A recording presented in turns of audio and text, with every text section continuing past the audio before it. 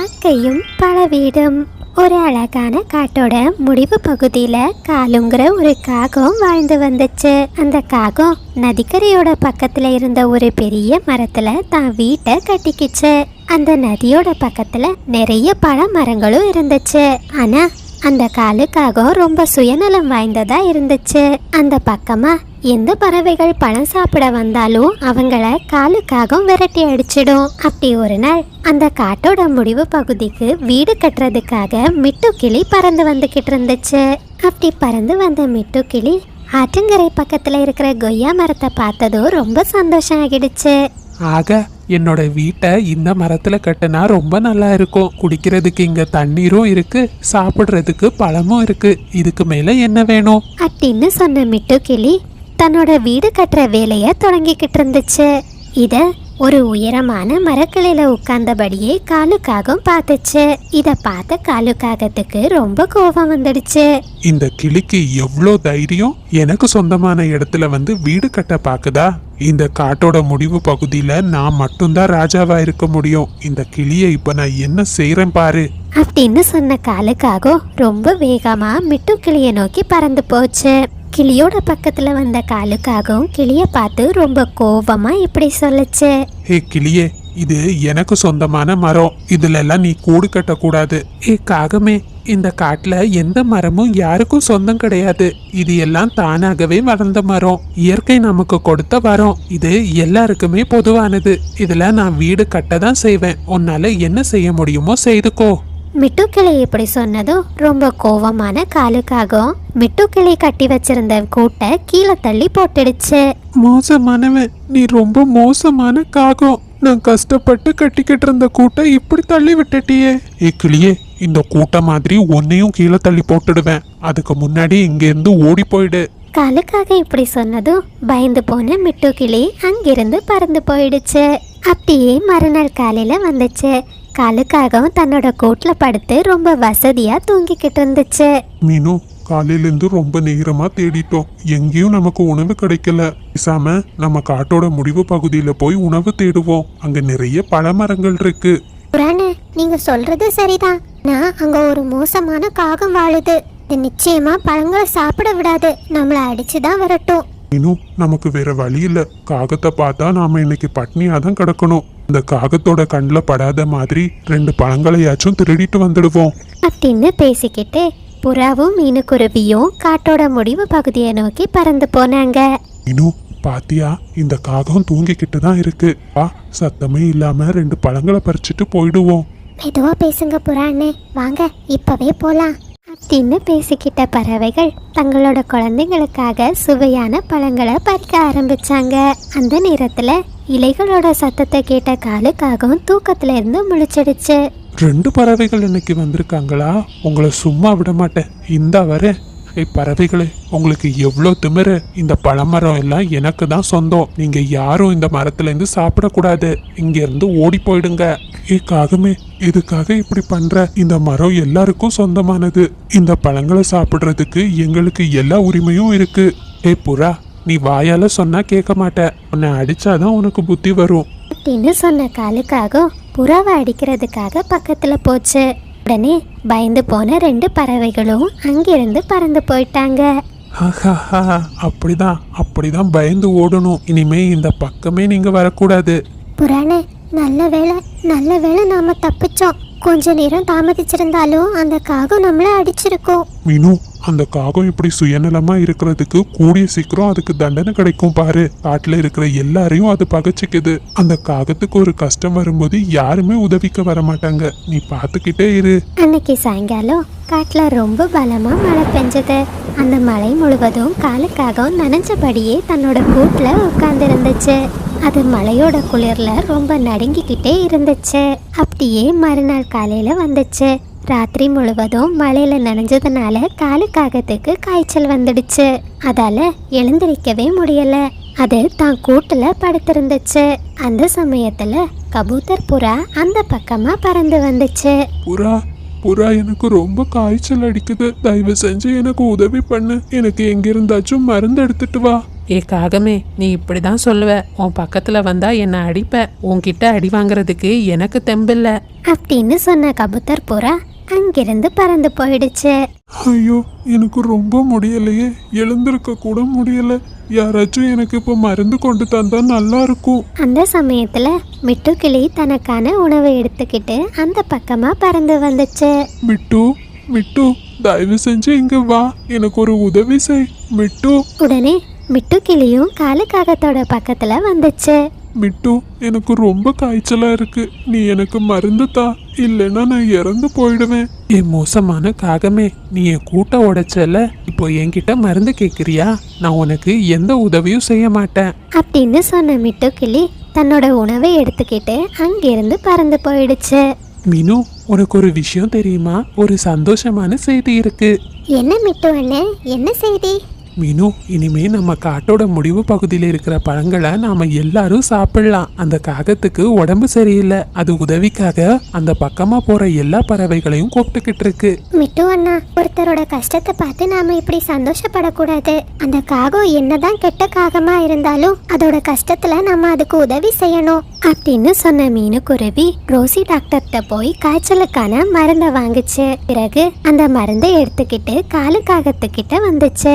காலுவண்ணா, உங்களோட வாயை திறங்க, நான் உங்க காய்ச்சலுக்கு மருந்து கொண்டு வந்திருக்கேன். குருவி, நிஜமாவா சொல்ற? உனக்கு ரொம்ப நன்றி.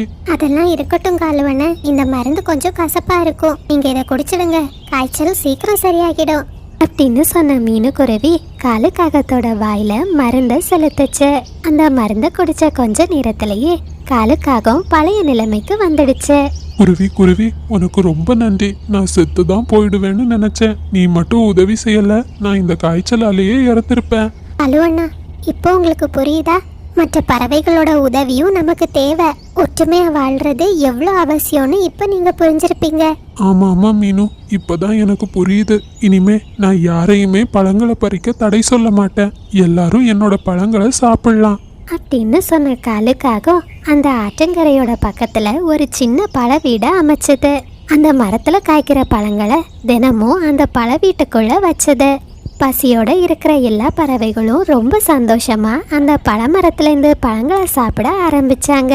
அன்னையில இருந்து காட்டுல இருந்த எல்லா பறவைகளும் ரொம்ப ஒற்றுமையா வாழ ஆரம்பிச்சாங்க. மலையில் குருவியின் மாம்பழ வீடு. ஒரு அழகான காட்டுல இருந்த உயரமான மரக்கிளையில மீனுங்கிற ஒரு குருவி வீடு கட்டி வாழ்ந்து வந்துச்சு. ஒரு நாள் மீனுக்குருவி ரொம்ப தீவிரமா செய்தித்தாளை வாசிச்சுக்கிட்டு இருந்துச்சு. அம்மா, என்னம்மா ரொம்ப நேரமா அந்த பேப்பரையே பார்த்துக்கிட்டு இருக்கீங்க? அப்படி அதுல என்ன இருக்கு? சாரா, இது பேப்பர் இல்லம்மா, இதுதான் செய்தித்தாள். காட்டுல என்ன நடந்தாலும் சரி அது இந்த செய்தித்தாள்ல வந்துடும். இத படிச்சுதான் அம்மா நிறைய விஷயங்களை தெரிஞ்சுக்கிறேன். அப்படி அம்மா, இன்னைக்கு என்ன செய்திமா வந்திருக்கு? நம்ம காட்டுல இன்னும் 2 நாள்ல பெரிய புயலும் மழையும் வீச போகுதா. ஐயோ அம்மா, அப்படின்னா நமக்கு எதுவும் ஆகாதா? சாரா, நீ கவலைப்படாத. கொஞ்ச நாட்களுக்கு முன்னாடியே நான் மரக்கட்டையை எடுத்து நமக்குன்னு புது வீடை கட்டி இருக்கேன். அது மட்டும் இல்ல, நம்ம காட்டுல இப்போ மரக்கட்டைகளுக்கு ரொம்ப தட்டுப்பாடு வந்திருக்கு. அட கடவுளே, என்ன இது கொடுமை! காலங்காத்தாலேயே செய்தியில இப்படி போட்டிருக்காங்க. ராணி, ராணி, என்னதான் ஆச்சு? எதுக்கு இப்படி புலம்பிக்கிட்டு இருக்க? இங்க பாருங்க காலு, 2 நாள்ல நம்ம காட்டுல பெரிய புயலும் மழையும் வீச போகுதான். ராணி, அதனால என்ன? நம்ம கிட்ட தான் வீடு இருக்கே, நாம இந்த வீட்டுல பாதுகாப்பா இருக்கலாம். அட முட்டாள் காலு, புயலுக்கும் மழைக்கும் நம்ம வீடு ஈடு செய்ய முடியாது. கண்டிப்பா இந்த வீடு உடைஞ்சு போயிடும். வீட்டுக்குள்ள இருந்தோம் நாமளும் சாக வேண்டியதுதான். அங்க சீக்கிரம் காட்டுல மரக்கட்டைகள் எங்கேயாச்சும் இருக்கான்னு பார்த்துட்டு வருவோம் அப்படின்னு பேசிக்கிட்ட காகங்கள் மரக்கட்டைகளை தேடி நிறைய இடத்துக்கு பறந்து போனாங்க. ஆனா எங்க தேடியுமே அவங்களுக்கு எந்த மரக்கட்டைகளும் கிடைக்கல. 2 காகங்களும் ரொம்ப சோர்வா ஒரு மரக்கிளையில உட்கார்ந்துருந்தாங்க. அந்த சமயத்துல காலுக்காகத்தோட கண்களுக்கு மீனுக்குருவியோட புது வீடு தென்பட்டுச்சு. ராணி, அங்க பாரு, மீனுக்குருவிக்கு முன்னாடியே மழை வர்ற விஷயம் தெரிஞ்சிருக்கு. பாரு, எப்படிப்பட்ட புது வீடை கட்டியிருக்கு. ஆமா காலு, அந்த குருவி ரொம்ப புத்திசாலி தான். ஆனா இந்த ராணியை விட அந்த குருவி புத்திசாலி இல்ல. அந்த மீனுக்குருவிய அந்த வீட்டுல இருந்து விரட்டி நாம அந்த வீட்டுக்கு போயிடலாம். அதுக்கு என்கிட்ட அருமையான திட்டம் இருக்கு அப்படின்னு சொன்ன ராணிக்காக தான் திட்டத்தை காலுக்காகத்துக்கிட்ட சொல்லுச்சு. பிறகு 2 காகங்களும் தங்களோட திட்டத்தை செயல்படுத்த பறந்து போனாங்க. ராணி காகம் ஒரு சிவப்பு நிற வண்ணத்தை எடுத்து தன்னோட ரெக்கையில பூசிக்கிச்சு. காலு, எனக்கு அடிபட்டிருக்குன்னு சொல்லி அந்த மீனுக்குருவியை இங்க கூட்டிட்டு வாங்க. உடனே காலு காகமும் தான் மனைவி சொன்னபடியே மீனுக்குருவியோட வீட்டை நோக்கி பறந்து போச்சு. மீனு மீனு, என் மனைவிக்கு ரெக்கையில அடிபட்டிருக்கு மீனு. அவளால பறக்கவே முடியல. நீ தயவு செஞ்சு என் கூட வந்து உதவி பண்ணு. காகம் சொன்னதை உண்மைன்னு நம்பின மீனுக்குருவி ராணி காகத்துக்கு உதவி செய்யறதுக்காக காலு காகத்தின் கூட பறந்து போச்சு. ஐயோ காலு அண்ணா, ராணி அக்காவோட ரெக்கையில ரொம்ப மோசமா அடிபட்டிருக்கு. இவங்களை இப்பவே ஹாஸ்பிட்டல்ல சேர்த்தாகணும். சரி மீனு, நான் இப்பவே என் மனைவியை தூக்கிக்கிட்டு ஹாஸ்பிட்டலுக்கு போறேன். என் வீட்டு பீரோல கொஞ்சம் காசு இருக்கு. நீ அதை எடுத்துக்கிட்டு ஹாஸ்பிட்டலுக்கு வந்துடு. சரி காலு அண்ணா, நீங்க எதை பத்தியும் கவலைப்படாதீங்க. நான் பணத்தை எடுத்துட்டு உடனே ஹாஸ்பிட்டலுக்கு வரேன் அப்படின்னு சொன்ன மீனுக்குருவி காலு காகத்தோட வீட்டை நோக்கி பறந்து போச்சு. கொஞ்ச நேரத்திலேயே காலுவும் ராணியும் புறாவையும் கிளியையும் கூட்டிக்கிட்டு தங்களோட வீட்டுக்கு பறந்து போனாங்க. ஐயோ, திருடி திருடி என் வீட்டு பீரோல இருந்து காசு எடுக்கிறா. இதை கேட்க யாரும் இல்லையா? காலு அண்ணா, என்ன சொல்றீங்க? நீங்க தானே ராணி அக்காவுக்கு அடிபட்டிருக்குன்னு உங்க வீட்டு பீரோல இருந்து காசு எடுத்துட்டு வர சொன்னீங்க. என்ன, எனக்கு அடிபட்டிருக்கா? ஏ மீனு, உனக்கு என்ன கண்ணு இல்லையா? பாரு, நான் நல்லா தானே இருக்கேன். எனக்கு எங்க அடிபட்டிருக்கு? மீனு, நீ இதை செய்வேன்னு நாங்க எதிர்பார்க்கவே இல்லை. இன்னைக்கு நீ கையும் களவுமா மாட்டிக்கிட்ட. இத்தனை நாளா நம்ம காட்டுல நடந்த திருட்டுக்கு நீதான் காரணமா? ஐயோ, ஏன் எல்லாரும் இப்படி என் மேல வீணா பழி சுமத்துறீங்க? நான் எந்த தப்பும் பண்ணல. ஹே மீனு, உன்னை இப்படியே போலீஸ்ல புடிச்சு கொடுத்தா உனக்கு எத்தனை வருஷம் தண்டனை தெரியுமா? உன் பொண்ணு சாரா அனாதையா தான் நிக்கணும். உனக்கு ஒரே ஒரு வாய்ப்பு தரேன். இந்த காட்டுல இருந்து வேற எங்கேயாச்சும் பறந்து போயிடு. அதை மீறி நீ இந்த காட்டுல இருந்த உன்னை போலீஸ் கிட்ட நிச்சயம் நான் பிடிச்சு கொடுத்துருவேன். இல்ல வேண்டாம், தயவு செஞ்சு என் பொண்ணு அனாதை ஆக்கிடாதீங்க. நான் இந்த காட்டை விட்டு பறந்து போயிடுறேன் அப்படின்னு சொன்ன மீனுக்குருவி வேற வழி இல்லாம தன்னோட வீட்டை விட்டுட்டு வேற காட்டுக்கு பறந்து போச்சு. ஹே மரமே, உனக்கு நான் 1 வருஷமா தண்ணீர் ஊற்றிருக்கேன். ஆனா நீ எனக்கு இன்னும் எந்த ஒரு மாம்பழங்களையும் தரல. இதுக்கு மேல உன்னை தண்ணீர் ஊற்றி வளர்க்கறது வேஸ்ட். இன்னையோட நீ எரிஞ்சு சாம்பல் ஆயிடு அப்படின்னு சொன்ன ராமு அந்த மரத்துக்கு தீ வச்சுட்டு அங்கிருந்து கிளம்பிட்டாரு. அந்த நேரத்துல மீனுக்குருவி அந்த பக்கமா வந்துச்சு. ஐயோ, இந்த மரம் எரிஞ்சுக்கிட்டு இருக்கு. எப்படியாச்சும் இந்த மரத்தை காப்பாத்தி ஆகணும் அப்படின்னு சொன்ன மீனுக்குருவி அந்த பானையில இருந்த தண்ணீரை எடுத்து மரத்து மேல ஊத்துச்சு. உடனே நெருப்பும் அணைஞ்சு போச்சு. அம்மா, நான் ரொம்ப தூரம் பறந்து ரொம்ப களைப்பா இருக்கேம்மா. இதுக்கு மேல என்னால பறக்க முடியாது. சரி சாரா, நமக்கு இந்த இடத்துலயே வாழைப்பழமும் ப்ளூபெர்ரி பழமும் இருக்கு. நாம இதை சாப்பிட்டுட்டு இங்கே ஓய்வெடுக்கலாம். அப்படியே ராத்திரி நேரம் ஆச்சு. மீனுக்குருவி பக்கத்துல இருந்த வாழைப்பழத்தை சாப்பிட்டுட்டு தான் பொண்ணு சாரா கூட அந்த மாமரத்தோட அடிவாரத்திலேயே படுத்து தூங்கிடுச்சு. திடீர்னு காட்டுல பலமா மழை பெய்ய ஆரம்பிச்சது. மழை துளிகள் அந்த மாமரத்து மேல பட்டதுமே அந்த மாமரம் மாப்பழங்களை கொடுக்க ஆரம்பிச்சிடுச்சு. குருவி குருவி, எழுந்துடு. என்ன மாமரமே, நீங்களா பேசுனது? உங்களால எப்படி பேச முடிஞ்சது? பயப்படாத குருவி, நான் ஒரு மந்திர மரம். என்னால பேச முடியும். மந்திர மரமே, உங்களுக்கு மந்திர சக்தி இருக்குன்னா அந்த மனுஷன் உங்களுக்கு தீ வச்ச நேரம் நீங்க அதை தடுத்திருக்கலாமே. நல்ல கேள்வி கேட்ட குழந்தை. மழை பெஞ்சாதான் எனக்கு சக்தி வரும். 1 வருஷமா இந்த காட்டுல மழை இல்ல. அதனால என் சக்தி எல்லாம் போயிடுச்சு. அதனாலதான் என்னால பழங்களை கொடுக்க முடியல. சொல்லு குருவி, நீ என் உயிரையே காப்பாத்திருக்க. உனக்கு என்ன வேணும்? மாமரமே, இந்த காட்டுல எங்களுக்கு உணவுக்கு பஞ்சமே இல்ல. ஆனா எங்களுக்கு இருக்கதான் ஒரு வீடு இல்ல. நீங்க எங்களுக்கு ஒரு வீடு தருவீங்களா?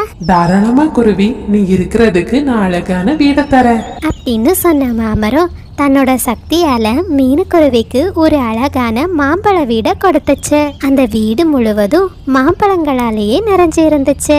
மீனுக்குருவியும் சாராவும் ரொம்ப சந்தோஷமா அந்த மாம்பழ வீட்டுக்குள்ள பாதுகாப்பா வாழ ஆரம்பிச்சாங்க. அதே சமயத்துல மீனுக்குருவியை விரட்டின காகங்கள் ரொம்ப சந்தோஷமா மீனுவோட வீட்டுல வந்து வாழ ஆரம்பிச்சாங்க. இப்படியே சில மாதங்கள் கடந்து போச்சு. மீனுக்குருவியோட காட்டுல தொடர்ந்து புயலும் மழையும் பெஞ்சுக்கிட்டு இருந்தனால கிளியோட வீடும் புறாவோட வீடும் உடைஞ்சு போச்சு. இதனால கிளியும் புறாவும் தங்களோட மனைவியை கூட்டிக்கிட்டு காகத்தோட வீட்டுக்கு வந்தாங்க. எதுக்காக எல்லாரும் இப்ப என்னோட வீட்டுக்கு வந்திருக்கீங்க?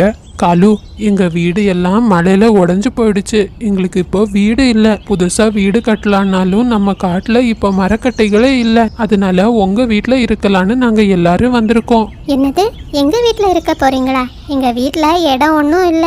எல்லாரும் இங்கிருந்து போங்க. காலு, ராணி, இந்த வீடு மீனுவோட வீடு. நீங்க எங்களுக்கு காசு கொடுத்து மீனுக்குருவிய திருடின்னு பொய் சொல்ல சொன்னதை நாங்க போலீஸ் கிட்ட சொல்லிடுவோம். ஐயோ, அதுக்காக ஏன் போலீஸ் வரைக்கும் போகணும்? வேண்டாம், எல்லாரும் வாங்க, என்னோட வீட்டுக்குள்ளேயே இருந்துக்கோங்க அப்படின்னு சொன்ன காகங்கள் வேறு வழி இல்லாம எல்லா பறவைகளையும் தங்களோட வீட்டுக்கு அனுமதிச்சாங்க. ஆனா பறவைகளோட எடைய தாங்க முடியாத வீடு காட்டுல அங்கேயும் இங்கேயும் ஆட ஆரம்பிச்சது. கொஞ்ச நேரத்திலேயே அந்த வீடு கீழே விழுந்து உடைஞ்சு போயிடுச்சு. ஐயோ, இதுக்கு தான் நான் அப்பவே சொன்னேன். பாருங்க, இப்போ நம்ம யாருக்குமே வீடு இல்ல. காலு, நம்ம எல்லாருக்கும் இனிமே இந்த காட்டை விட்டு போறது தவிர வேற வழியே இல்ல. வாங்க, நம்ம வேற காட்டுக்கு போயிடுவோம். இன்னும் சொன்ன எல்லா பறவைகளும் அந்த காட்டை விட்டுட்டு வேற காட்டை நோக்கி பறந்து போனாங்க. அப்படி வந்த பறவைகள் பக்கத்து காட்டுல மீனுக்குருவியோட மாம்பழ வீட்டை பார்த்து ரொம்ப ஆச்சரியப்பட்டாங்க. மீனு, இது உன்னோட வீடா? எங்களை மன்னிச்சிடு மீனு. உனக்கு செய்த துரோகத்துக்கு எங்க எல்லாருக்கும் சரியான பாடம் கிடைச்சிடுச்சு. ஆமா மீனு, நீ எங்களை மன்னிச்சிடு. காலு பேச்ச கேட்டு நாங்க எல்லாரும் சேர்ந்து உன் மேல வீண் பழிய சுமத்திட்டோம். இப்பவாச்சும் நீங்க எல்லாரும் நடந்த தப்ப உணர்ந்தீங்களே, அது வரைக்கும் எனக்கு சந்தோஷம். நீங்க தாராளமா இந்த காட்டுல வாழலாம். இந்த காட்டுல நிறைய பழங்களும் மரக்கட்டைகளும் இருக்கு. உங்களுக்குன்னு ஒரு தனி வீட கட்டிக்கோங்க. இனிமே எந்த சமயத்திலையும் யார் மேலேயும் வீண் பழிய போடாதீங்க. நண்பர்களே, இது சப்ஸ்கிரைபர் விருப்பத்திற்கான நேரம்.